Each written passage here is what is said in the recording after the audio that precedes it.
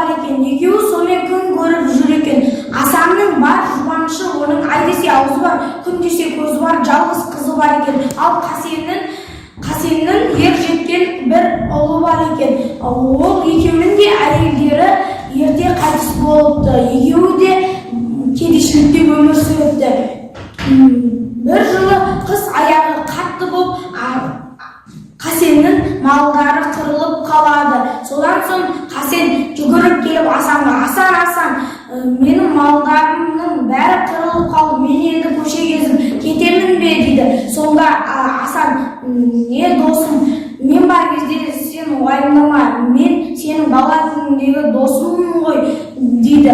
Сонда: рахмет досым, сен менің жерімнің кішкенесін ал, мен саған жерімді бөліп беремін дейді. Міне саған кетпе деп ұстатқан кезде Қасен сол күннен бастап жұмысқа кіріседі де, сол жұмысты ай артынан ай, күн артынан күн өтіп, Қасеннің күрегінің басы бір қатты нәрсеге тиеді де, бұл не деген ғажайып деп Асанға жүгіреді. Асан, мен бір қара қазан алтын тауып алдым дейді. Сонда Асан: бұл сенікі дейді. Сонда бұл сенікі дейді.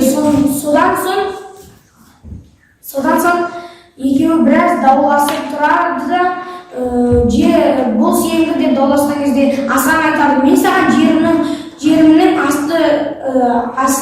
үстін бердім, ал сен енді бұл алтын өйткені сенікі дейді.